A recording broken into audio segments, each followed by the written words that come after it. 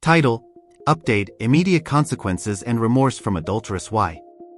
During the final hearing, H was thoroughly defeated and made the impulsive decision to gather all of W's intimate apparel, toss it into a burning barrel and set it ablaze.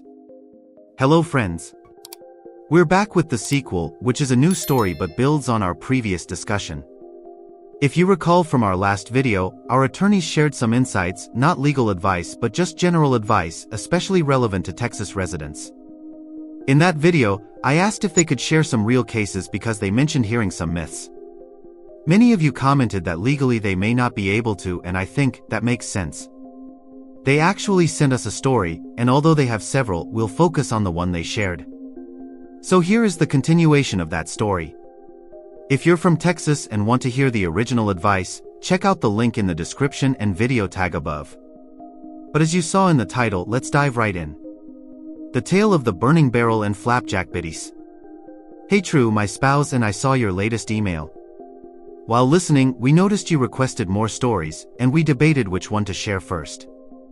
We decided on what we now call the Tale of the Burning Barrel and Flapjack Biddies. This story kicks off much like many divorces do, in the context of significant weight loss. It's widely recognized among divorce attorneys that weight loss often paves the way for infidelity and subsequent divorce.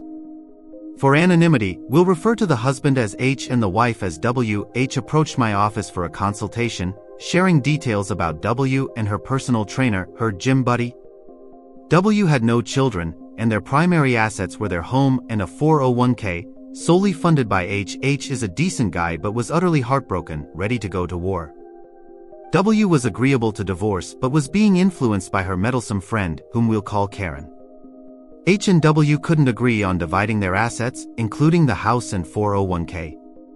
Additionally, W had hired an attorney who was notoriously uncooperative, always pushing matters to a hearing, which suited both H and me since we enjoy the trial process together. They each had their own lawyers because, although H had the right to remain silent, he couldn't exercise it fully. W managed the day-to-day affairs while I handled the legal battles. It's also crucial to understand that in Texas, even though divorce is generally no fault, an extramarital affair can influence the fair distribution of property.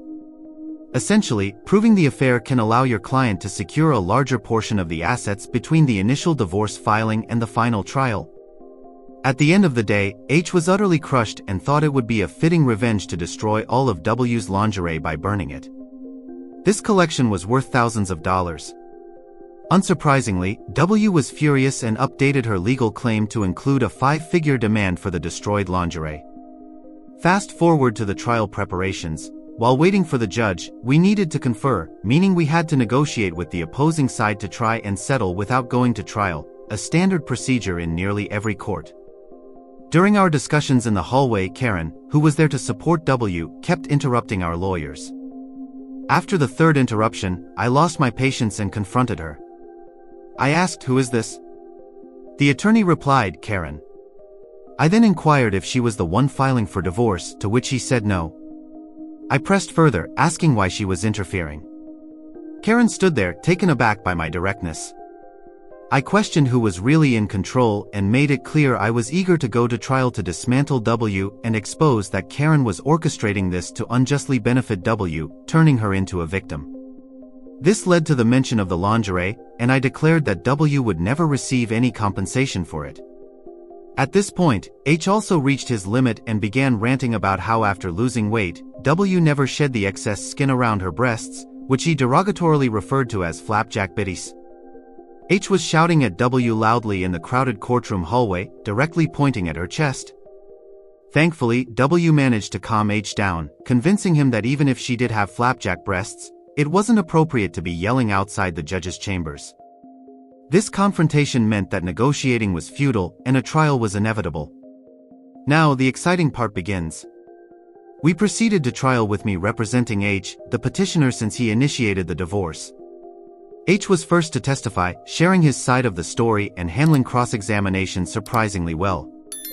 Naturally, he admitted to burning all the lingerie, even boasting that lingerie was for me. I bought it for her to wear for me, not for some other guy. This sparked an idea. W then took the stand, and I had her admit to the affair. I further had her acknowledge that she wore the lingerie at H's request, that she never enjoyed wearing it, and that her trainer never compelled her to wear it. During closing arguments, I contended that the lingerie was given to W in trust for H's benefit, highlighting testimonies that supported a constructive trust. My strategy seemed outlandish to W, who still believed the argument worked only because of the bizarre circumstances and that no one else would think to use such a tactic. I argued that W's affair constituted a breach of trust, thus the legal equitable title of the lingerie reverted to H, allowing him to dispose of it as he wished.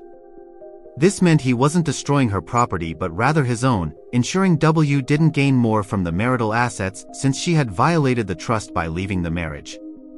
The female judge agreed, dismissed the restitution claim, and awarded H the house, the 401k, and no spousal maintenance, a form of alimony in Texas based on W's affair. W only retained the property already in her possession. As of the last update, H was living on a beach somewhere and occasionally sent Captain Morgan spiced rum updates on his post-divorce life. Key takeaways. 1. In Texas, courts almost always require a conference before going to trial. 2. Affairs are still significant in determining the fair division of property. 3.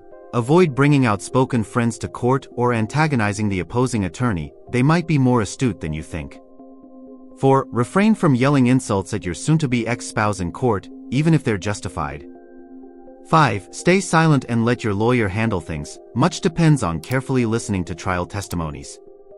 6. Don't destroy your spouse's belongings, burning their items can lead to unexpected legal twists. 7. File for divorce first to become the petitioner, giving you the advantage of being heard first. 8. Most importantly, if you're in a relationship and one of you wants to get fit, commit together and avoid personal trainers of the opposite sex.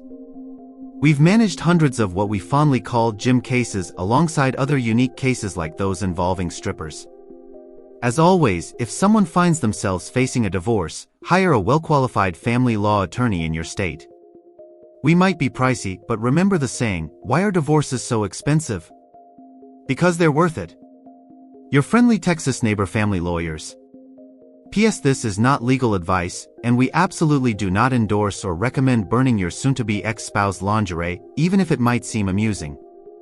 As I mentioned earlier, I didn't expect them to share any stories, but thank you for sending this in, it's hilarious. From the start, I was curious, what's this about? But yes, we've read numerous stories about wives or fiancés getting involved with trainers. Whether it's a fiancé hitting the gym before the wedding and cheating with the trainer, or a wife getting fit and finding herself with a trainer, these scenarios are all too common.